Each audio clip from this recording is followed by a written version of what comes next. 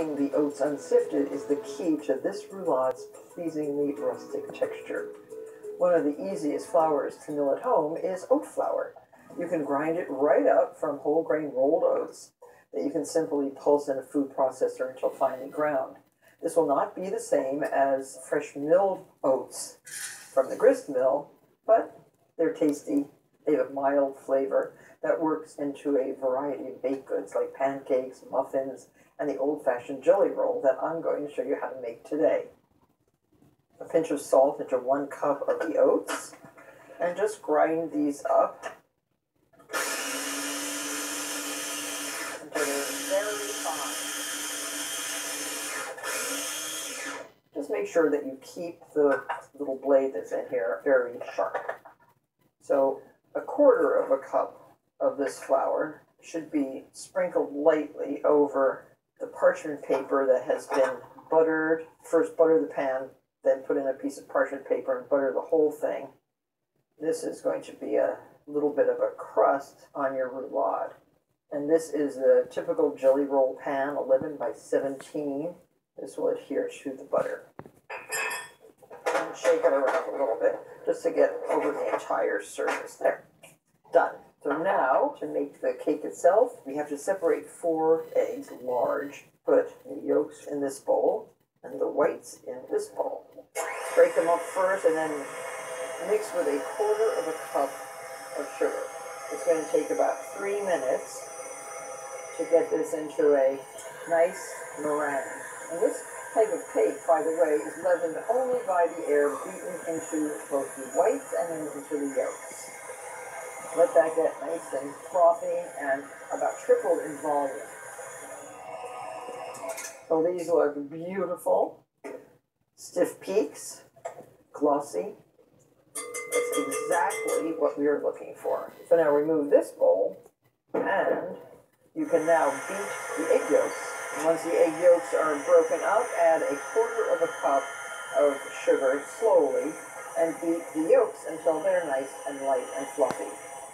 Now this is ready to incorporate right into your egg whites, along with your ground oats and ultimately 4 tablespoons of cool melted butter.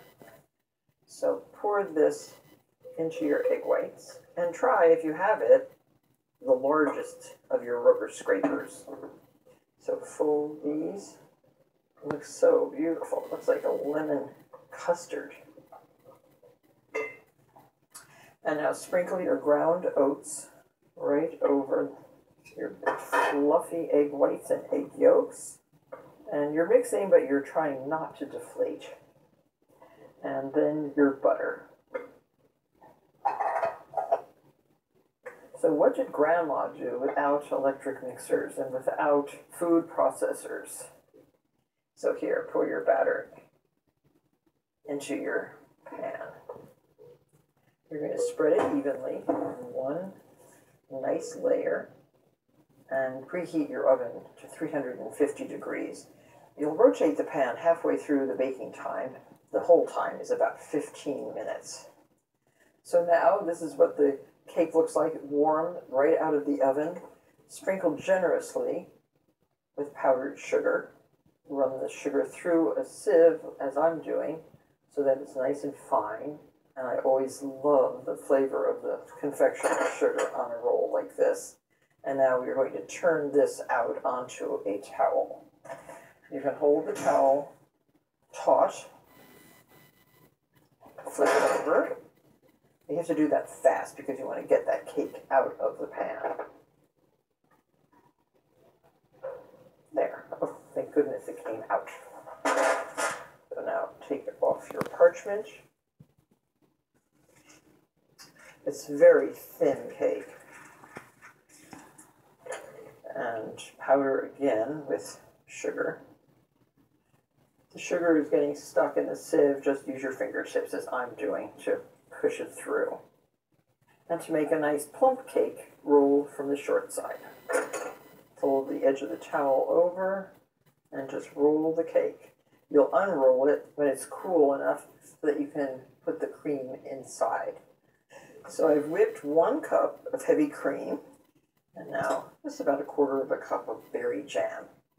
Fold it in, and this is your filling. A little streaky is good. So now